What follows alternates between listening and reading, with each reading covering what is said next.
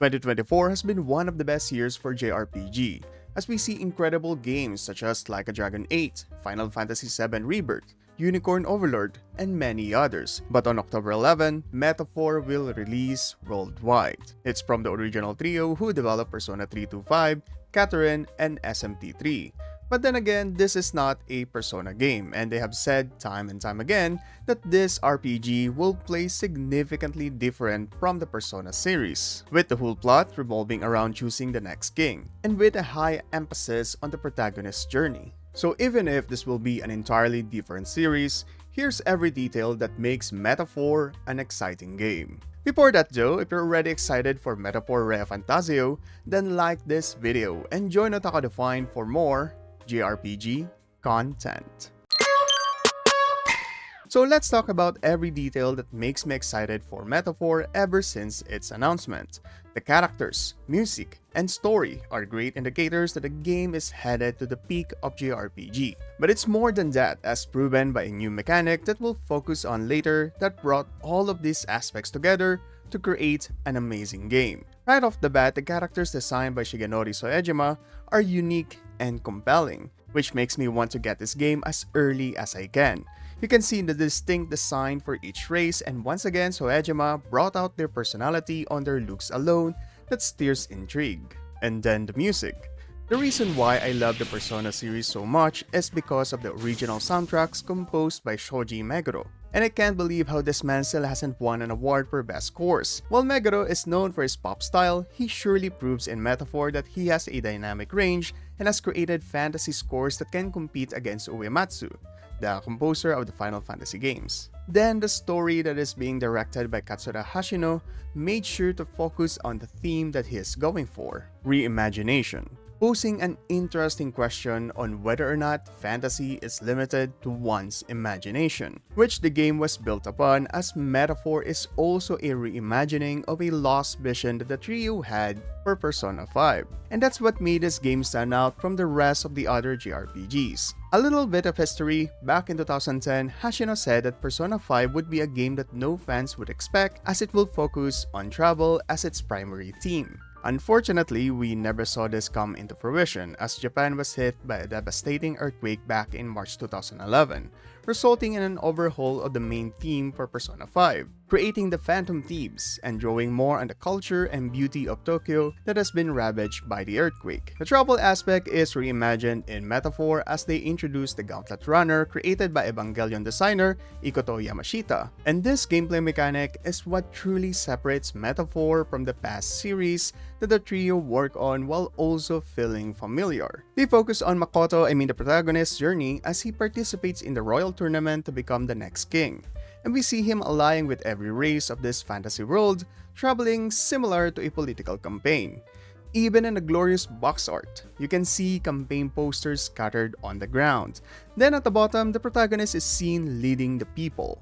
The genius of this doesn't stop there, as even the logo for Metaphor depicts the look of the main street of the royal capital. It's a point of view of walking through a street, with the letter A as the center tower while the rest of the letters resemble structures. The Gauntlet Runner is the mechanic for fast travel, but it's not instantaneous, as choosing a destination is similar to planning an itinerary. Every destination has an estimated time of arrival. And remember how Itsuno, the director of Dragon's Dogma 2, said that he wanted to incorporate a travel system that makes the journey fun, without players relying heavily on instantaneous fast travels. Metaphor nailed that with the Gauntlet Runner, since the journey between the two destinations serve as the downtime for players. Think of it as the slice-of-life school version from Persona games. While we wait for the Gauntlet Runner to reach the destination, we can spend time bonding with the other characters, seeing that relationships with other characters is vital for the growth of the MC. Bonds with other characters will play differently from Persona games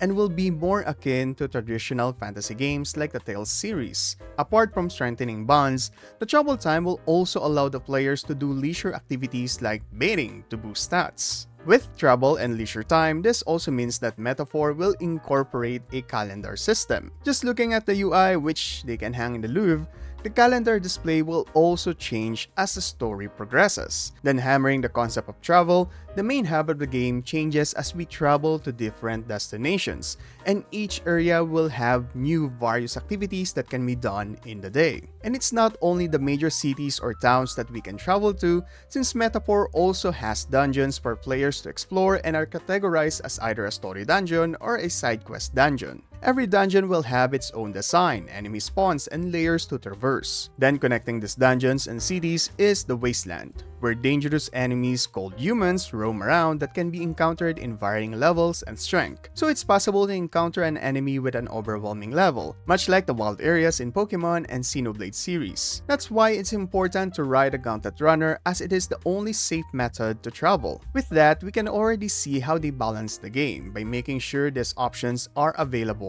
for the players. Lastly, let's talk about the combat system. We have the archetypes, the personas of the game, seeing that they are still incorporating the principles of Jungian psychology. Archetypes provide strategic advantages against enemies, and we can unlock new archetypes by forming bonds with other characters, much like the Persona series. Each archetype will also provide new skills, but the best thing about this is that any of our party members can equip different archetypes, providing us with a more dynamic way to plan our tactics against different enemy types. What I found interesting here is that when the protagonist shifts from using Seeker, an all-rounder archetype, to a Brawler, a powerhouse archetype, his combat style also changes from swordsmanship to martial arts. Now, the turn-based combat plays similar to Persona 5 and Reload, and they should not change it since it's the best turn-based combat system in all of JRPGs. Then an engaging addition is the real-time combat, where we can attack and dodge enemies and dash through the dungeon, offering a more exciting combat system that won't exhaust the players that most JRPGs fail on. With all of this, I'm very much excited to play Metaphor when it comes out on October 11, 2024, releasing on Xbox, PlayStation, and PC. The collector's edition is good, sadly it's console exclusive, but I'm looking forward to the cloth map, art book, and soundtrack. And the interesting thing here is the Atlus 35th Anniversary History book being included, which guarantees us that Atlus have faith in the quality of the game. The price will be $70 for the standard edition, while the collector's edition will cost you around $150. Demos for Metaphor will also be available at events such as the Atlus Fest in Japan, where they will also announce future titles. So, are you guys excited for Metaphor? Which mechanic are you looking forward to the most? Let me know in the comments. Now, aside from Metaphor, Persona isn't stopping as they are readying the release of Persona 5X. But what exactly is this game, and should you also play it? Check this video out. Like and subscribe to Otaku Define for more Metaphor content. This is Math, and stay awesome, my dudes.